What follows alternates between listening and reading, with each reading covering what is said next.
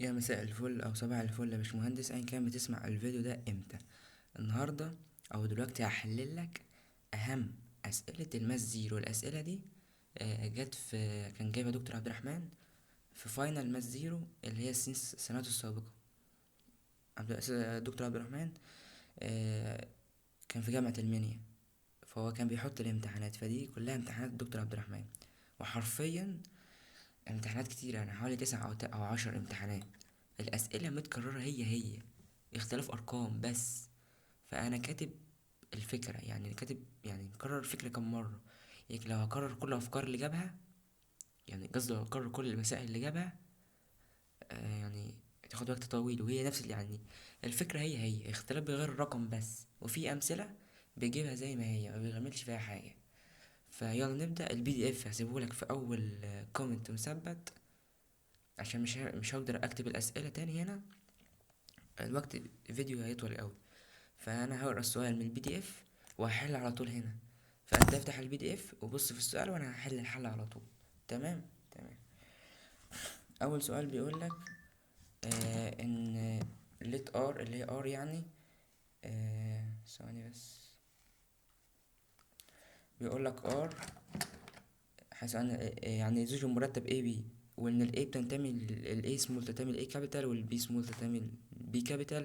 and طالما قال لك and يبقى ركز في الواقع اللي هيديها لك. هيقول لك A زائد B بتساوي 7. ده الشرط بتاعي. تعال نكمل. ومديني ان ال A بتاعتي بواحد واتنين وتلاتة، واحد واتنين وتلاتة. طيب ال B بتاعتي بكام؟ ال B بتاعتي باتنين وتلاتة واربعة وخمسة وستة. اتنين تلاتة أربعة خمسة ستة. طيب انا كده كتبت ال A وال B بتاعتي. وقال لي الشرط هو عايز ايه بقى؟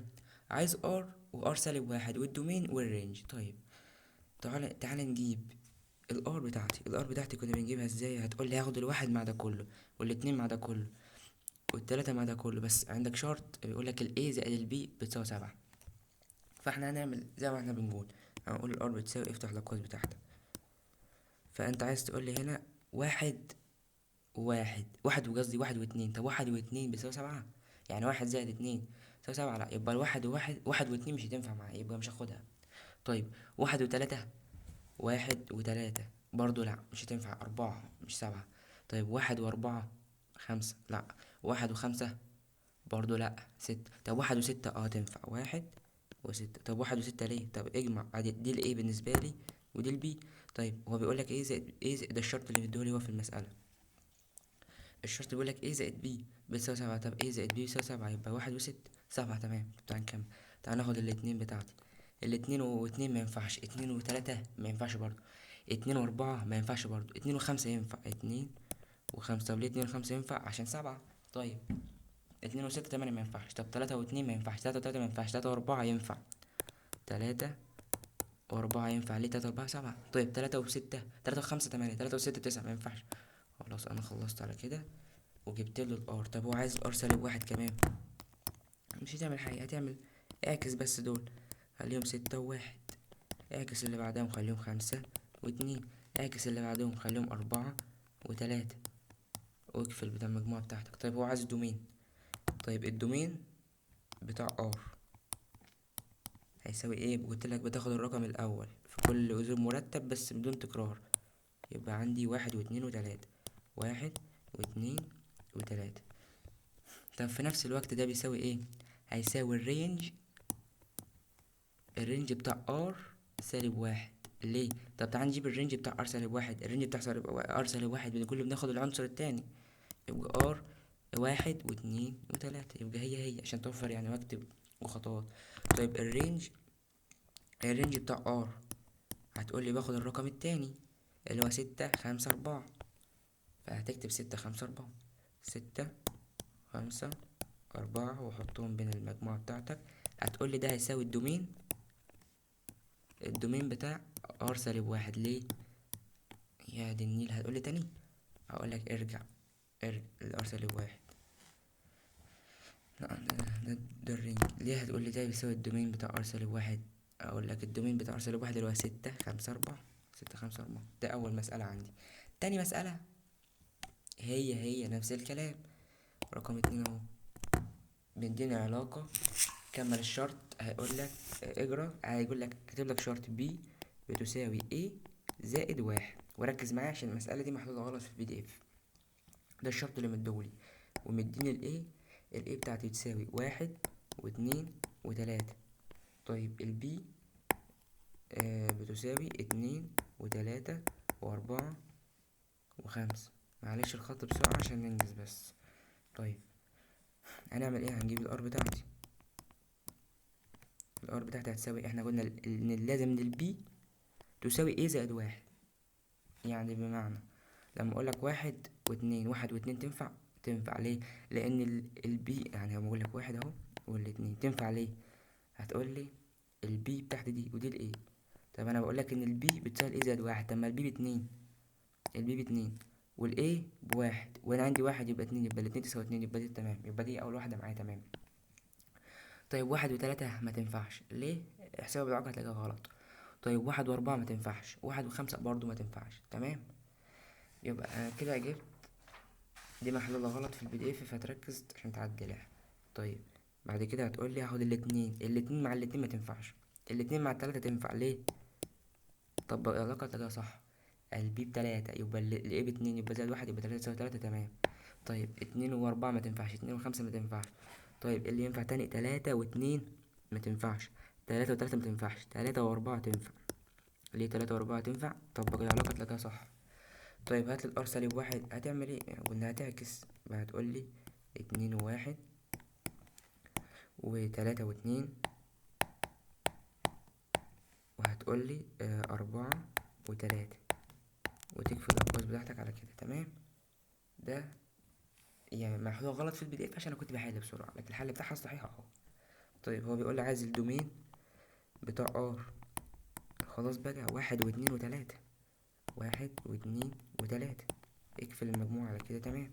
طب هتقول لي بعد كده الرينج بتاع، طب ماشي، الدومين بتاع R يساوي الرينج بتاع R -1. مش فاهم بقى؟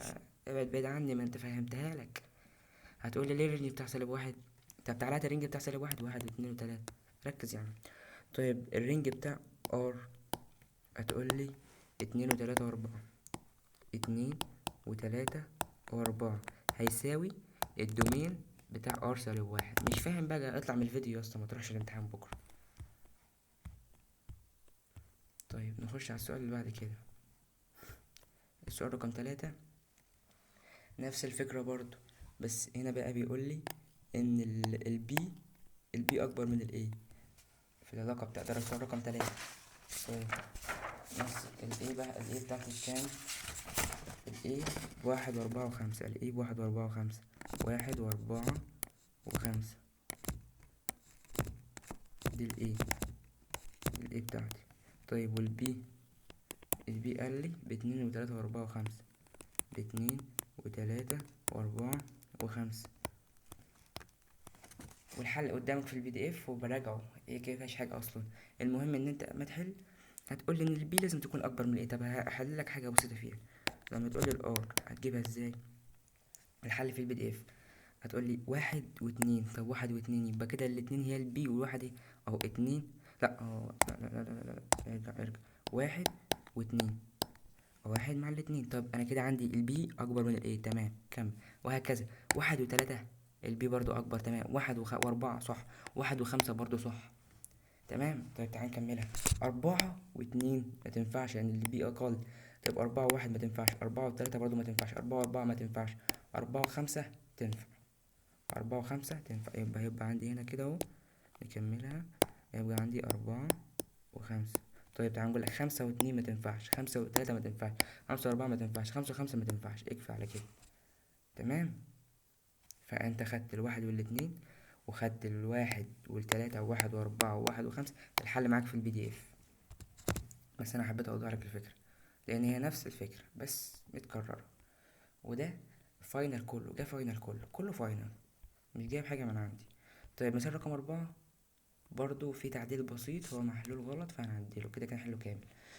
هو بيقول لك الشرط بتاعك ان الاتنين A زائد B بتساوي 7، ومديني ال A بتاعتي الاي بواحد واتنين وتلاتة، تمام، والبي مديهالي بواحد واتنين وتلاتة واربعة وخمسة وستة. طيب ايه بقى نعمل ايه؟ عادي اطبق القاعدة بتاعتك اللي احنا ماشيين عليها عادي جدا. هتعمل ايه؟ هتقول لي هاخد الواحد مع الواحد. طب الواحد مع الواحد تنفع؟ ما تنفعش. ليه؟ بقول لك اتنين ايه زائد بي بيساوي سبعة. طب واحد في اتنين باتنين يبقى تلاتة، تلاتة تساوي سبعة، لا. فهتقولي كنسل على الواحد. واحد، واحد واتنين برضو ما تنفعش. واحد وتلاتة برضو ما تنفعش. واحد واربعة ما تنفعش. واحد وخمسة تنفع. ليه؟ اقول لك واحد، واحد وخمسة هتنفع. ليه؟ اضرب الواحد ده في اتنين يبقى اتنين، اتنين زائد خمسة سبعة. طب نفعت. طيب بعد كده هتقولي هجرب الاتنين. اتنين اتنين مع واحد ما تنفعش. اتنين مع اتنين ما تنفعش. اتنين وتلاتة تنفع. اتنين وتلاتة، اتنين وتلاتة تنفع. ليه؟ اتنين في اتنين باربعة زائد تلاتة سبعة. طيب بعد كده هتقولي هاخد التلاتة. تلاتة مع الواحد ما تنفعش. تلاتة مع اتنين ما تنفعش. تلاتة مع الاتنين ما تنفعش. تلاتة مع الأربعة تنفع. ليه؟ تلاتة في اتنين تلاتة مع تلاتة مع الاتنين. ثواني بس، احنا قلنا تلاتة مع الواحد ما تنفعش. تلاتة مع الاتنين، تلاتة مع تلاتة في اتنين بستة. ستة زائد اتنين بتمانية ما تنفعش. طيب تلاتة وتلاتة ما تنفعش. تلاتة واربعة هتقولي تلاتة في اتنين بستة زائد واحد. آه ستة زائد واحد، ستة زائد واحد مش تنفع برضه. فهتقولي تلاتة مع الواحد هتنفع يا جدعان. تلاتة في اتنين بستة واحد سبعة، يبقى تلاتة، تلاتة مع الواحد بس. وهتقفل كده لأن كده تمام. طيب هتقولي ار سالب واحد، هتعكس بس. هتقولي خمسة وواحد، وبعدها هتقولي تلاتة واتنين، وبعدها هتقولي واحد وتلاتة. نعدلها بس في البي دي اف انا حاطط هنا اتنين وهنا اتنين بس. انت هتعدل الواحد ده، هتخلي دي واحد ودي واحد بس، لكن الحل باقي صح. وهكذا في الرينج، في الدومين والرينج. ما كانش طالب هو اصلا هنا. ما كانش طالب دومين ورينج، فكده خلصت. طيب رقم خمسة برضو نفس الفكرة. اللي هو بيقولك ان البي بتساوي a زائد واحد. هتطبق العلاقة دي وتكمل مسألتك. واعتقد احنا لسه واخدينها a زائد واحد، بس هو مغير الارقام. a زائد واحد فين؟ اهي a زائد واحد. البي بتساوي a زائد واحد، هي بس هو مغير الارقام. اوريدي عندك الحل في البي دي اف وانت فهمت الطريقة فسهلة. طيب رقم ستة بيقولك ان ال f of x بتساوي 2x زائد واحد. determine whatever the function is one to one. يعني هو بيقولك اثبتني ان العلاقة دي انجكتيف او one to one. هتعمل ايه؟ انا كاتبها لك في البي دي اف. اول ما يقول لك اثبت ان العلاقة انجكتيف هتقول لي لازم الاف اكس واحد تساوي الاف اكس اتنين. انا كاتب لك كده في البي دي اف بتاع الشرح وفي الشرح، وانت المفروض اوريدي حافظها. يعني انت اول ما يقول لك اثبت ان العلاقة دي انجكتيف هتعمل نفس الكلام. طيب هتعمل الاكس واحد والاكس اتنين هتجيبوا منين؟ من المعادلة. او في المعادلة بيقول لك كام؟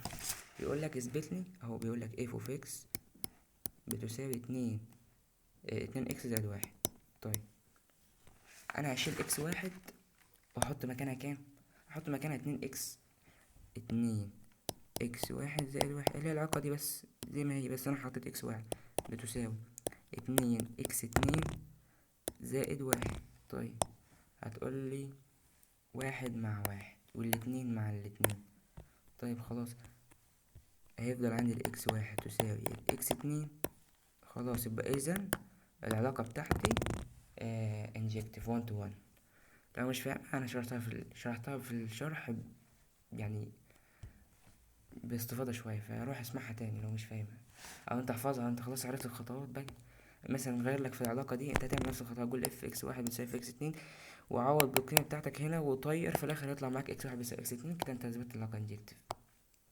سؤال تافه مفهوش حاجة اصلا. طيب السؤال رقم سبعة. بيقولك مديك علاقة نكتبها. هو اللي مديك العلاقة المرة دي، مش انت اللي هتجيبها. مديك العلاقة ار بتساوي واحد وواحد. تمام يا عم. هتقولي واحد واتنين. طيب واحد وتلاتة، بعديها اتنين وواحد، بعديها اتنين واتنين، بعد منها تلاتة واتنين، بعد منها تلاتة وواحد، تلاتة وواحد. هو هنا بيقولك العلاقة دي يا ترى ايه هي بالظبط. هو بيقولك نقط، فانت عايزك تثبت له ان هي ريفلكسيف وسيمتريك وترانزيتيف. اثبت له يعني هي، يعني انت مثلا تقول له يعني هي ترانزيتيف ولا لا، يعني مثلا ريفلكسيف او لا. فانت هتثبت له. طب هتثبت له ازاي؟ اول حاجه الريفلكس ده الاختصار، مثلا ده اختصار الريفلكسيف مثلا عشان ننجز بس. يعني الريفلكسيف كنا بنقول عليها ايه؟ انا بقول لك ان يكون عندك يعني الزوج المرتب يكون زي بعض. طبعا عندي هنا واحد وواحد، وعندي عندي اتنين واتنين، وعندي كمان آه آه آه آه آه عندي واحد واتنين، عندي واحد وواحد واتنين واتنين، والمفترض فيه تلاتة وتلاتة بس انا ما كتبتهاش. فاوريدي خلاص انا عندي واحد وواحد، اهو هتكتب له ان انا عندي واحد وواحد وعندي اتنين واتنين، يبقى اذا هي ريفلكس. طيب سيمتريك. سيمتريك قلت لك لما تلاقي علاقة، يعني مثلا لما تلاقي عندك واحد واتنين واتنين وواحد، دي بنسميها اللي هي السيمتريك. سيمتريك. طيب هل موجود عندي واحد واتنين واتنين وواحد مثلا؟ اهو واحد واتنين اهو، وادي الاتنين والواحد، يبقى خلاص دي سيمتريك. طب ترانزيتيف. ترانزيتيف كنت بقولك لو عندي مثلا تلاتة وواحد، وعندي واحد واتنين مثلا، المهم يكون عندي ده زي ده، يعني نفترض ان ده اكس وده اكس، الرقم ده يكون زي ده. فالعلاقة التالتة هتطلع منهم تلاتة واتنين. والله لو لقيت التلاتة واتنين دي ولقيت دولة، هتقول لي العلاقة ترانزيتيف. طب تعالى ندور على تلاتة وواحد. تلاتة وواحد فين؟ تلاتة وواحد، تلاتة وواحد، تلاتة وواحد اهي. طيب واحد واتنين اهي. طيب تلاتة واتنين اهي. خلاص يبقى العلاقة بتاعتي برضو ترانزيتيف. بس كده اثبتت له التلات حاجات اللي هو كان طالبهم. طيب نخش في اللي بعدها، رقم 8 تحصيل الدوال. ودي مهمة، هيدخلك في الدالة العكسية. هيخليك تجيب الدالة العكسية، وبعد كده يقولك هات التحصيل الدوال ده. بس احنا هنحل المثال ده لوحده عشان تفهمك يعني تحصيل الدوال اصلا. هو بيقولك اف اكس بتساوي نص اكس ناقص 4، ده رقم 8، والجي اكس بتساوي 2 اكس زائد 8. فايند اف او جي وجي او اف. طب الاف او جي بتفكها ازاي؟ هتقولي اف وهتنزل الجي اوف اكس بتاعتك. تمام. طيب هتفكها ازاي؟ هتقولي الاف تنزل الجي اوف اكس، ومديهالي بكام؟ مديهالي باتنين اكس زائد 8. طيب انا بعد كده هعمل ايه؟ مش هتعمل حاجة، هتروح شايف الاف دي، شايف القيمة دي يعتبر قيمة اكس، هتروح تعوض بيها في اف، هتشيل اكس وتحط مكانها القيمة دي. طيب الاف كانت بيقول كام؟ كانت بتقول نص اكس ناقص 4. طيب والله انا نزلت النص زي ما هو، دي في تمام. هشيل الاكس هناك واحط مكانها دي، فهتقول لي 2 اكس زائد 8، ونزل الأربعة اللي في الاف زي ما هي. تمام. هتقول لي جبتها يا عم، ما هي الاف بتاعتك بتساوي كام؟ اللي مديها لك الاف اوف اكس اللي عطاها لك في المسألة بيقول لك نص اكس ناقص 4. انا شلت الاكس دي ونزلت النص زي ما هو، الاربعة زي ما هو، ملاش دعوة بيها. الاكس دي شلتها وحط مكانها دي. طيب هتقول لي اتنين مع الاتنين، وتمانية ناقص 4 ب4، يبقى اكس زائد 4. ده المطلوب الاول. طب المطلوب التاني بيقول لي جي او اف. هتعمل ايه؟ هتقول لي جي اف اوف اكس. هتعمل ايه؟ هتقول لي هنزل الجي والاف اوف اكس قيمتها نص اكس ناقص 4. تمام. هتعمل ايه؟ هتقول لي هاخد القيمة دي اعوض بيها في الجي. طيب الجي هو مديها لي بكام؟ 2 اكس زائد 8. فهتقول لي هنزل الاتنين في نص، هشيل اكس واحط تي ناقص 4، وعندي زائد 8 تنزل ماليش دعوة بيها. فهتقول لي الاتنين مع الاتنين، وتمانية ناقص 4 هتديني اكس زائد 4. طيب اذا هتقوله كده ان الاف او جي اف او جي بتساوي الجي او اف بتساوي اكس. ليه اكس؟ طب ما هتقولي الاربعة مع الاربعة هيفضل معايا الاكس، يعني لو هما الاتنين قيمتهم بتساوي اكس يبقى اذا الجي اوف اكس هي الدالة العكسية بتاعتها الاف سالب واحد اكس. هتكتب له كده بالظبط. تمام، اعتقد سهلة. هو ما بيجيبهاش مباشرة كده، لازم يدخلها لك في الدالة العكسية، لازم يدخلها لك في الدالة العكسية. طيب رقم 9، من 9 لحد 13 إيجاد الدالة العكسية. طيب هتقولي find رقم 9 يقولك find the inverse of function y بتساوي 3x ناقص 5 and find f o سالب واحد لما الاكس بتساوي 2. قلتلك هيدخلك التحصيل الدوال في الدالة العكسية، وده سؤال هتلاقيه كده كده في الامتحان. وافتكر الصيغة بتاعته زي find the inverse of function وهديك الدالة and find f o f سالب واحد واللي يديك قيمة الاكس باتنين. طيب هتعمل ايه؟ اول حاجة هو مديني الدالة بتاعتي بواي، واي بتساوي 3x ناقص 5. هتعمل ايه؟ اول خطوة هتعمل هتبدل الاكس بواي. طب دي واي خليها اكس، طب دي اكس خليها واي. هتقولي 3y ناقص 5. هتعمل ايه بعد كده؟ هتقولي هات الواي في طرف لواحد، فهتقولي 3y بتساوي 3y هتودي هتعمل ايه؟ هتودي السالب 5 الناحية التانية، فهتقولي اكس زائد 5. فانا عايز واي وحدها هتقسم على 3، فهتقولي اكس زائد 5 على 3. انا كده جبت الواي. طب لما تجيب الواي هي بعينها اف سالب واحد اكس، انا كده جبت له الدالة العكسية اول مطلوب هو عايزه. تمام. طب هو بيقول لي عايز اف او اف سالب واحد، ومديني الرقم اللي يكتبه لك هنا ده قيمة الاكس اللي هتعوض فيها قيمة الاكس دي. طب هتفكها ازاي يا راجل؟ هتنزل الاف وهتقولي اف سالب واحد اكس. هتعوض ازاي؟ هتقولي الاف سالب واحد اكس لسه جايبها، فهتنزل الاف سالب واحد اكس لسه جايبها اللي هي اكس زائد 5 على 3. هتروح في الاف وتعوض بالاكس مكانها بدي. هتقولي ازاي؟ هقولك تعال، سهلة. هتعمل ايه؟ الاف اوف اكس موديل بكام؟ هو مديك ان مديها لك في الاول فوق اللي هي 3 اكس ناقص 5. فهتعمل ايه؟ فهتنزل التلاتة بتاعتك في الاول، في هتشيل الاكس دي وتحط مكانها اكس زائد 5 على 3.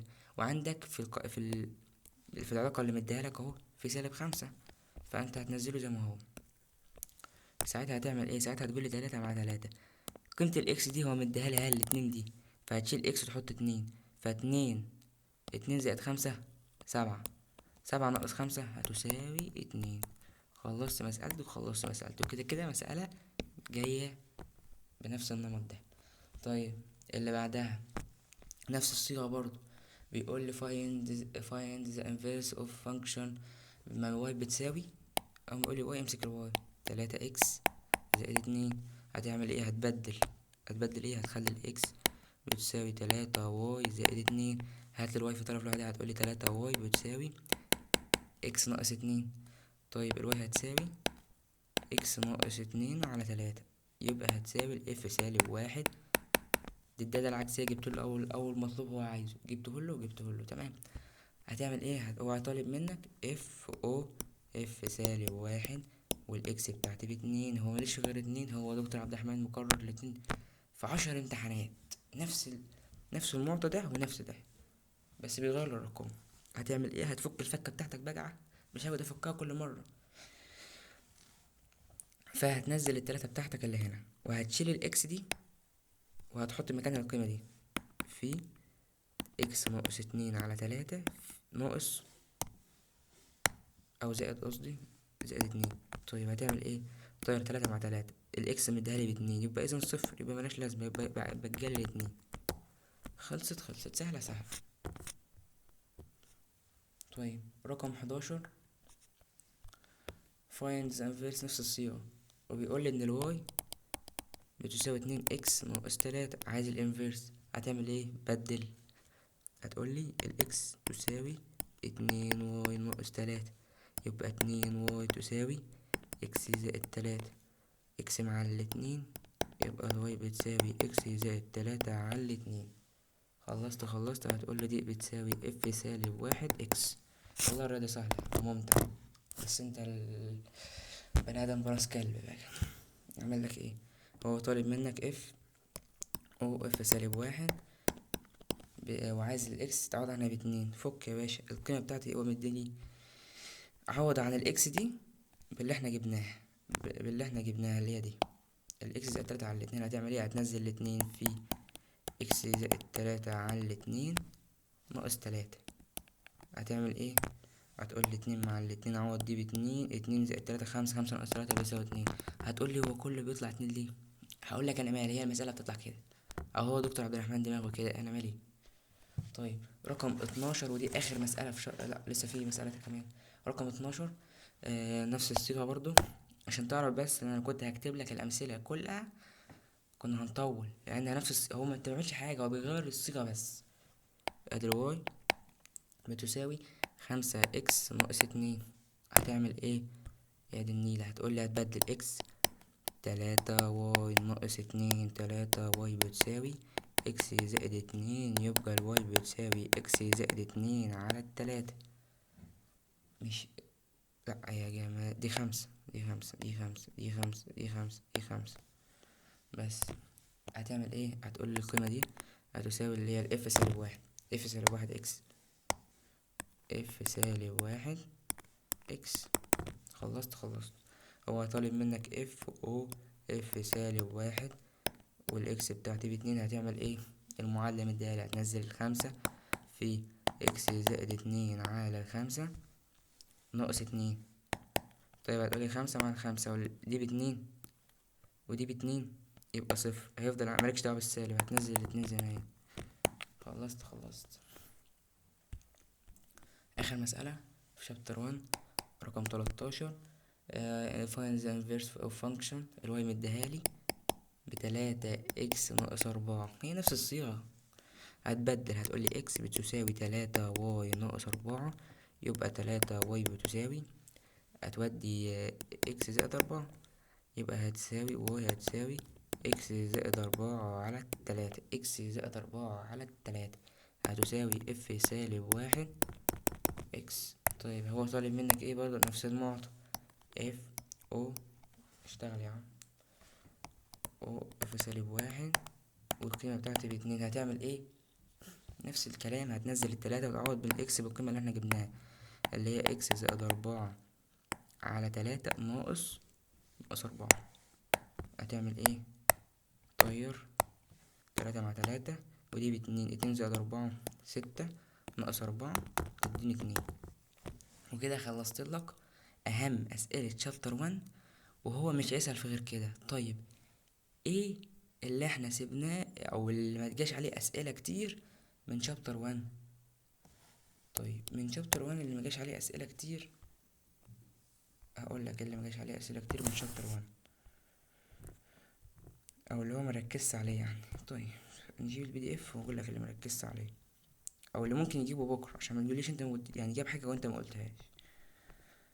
طيب الدومين والرينج خدناهم. الانفيرس اللي هي الار سالب 1 قلناها. العلاقات الريفلكسيف والسيمتريك والترانزيتيف مهمين وانا وجبت عليهم مسألة. طيب الفانكشن، الرسم بقى يا جدعان، ممكن يقول لك ارسم لي وانت عارف الرسم وفاهمها، فلو جابها ما تقولش ما قلتهاش، انا قلتها. وكده كده ممكن يجيبها، بس هو ما جابهاش قبل كده.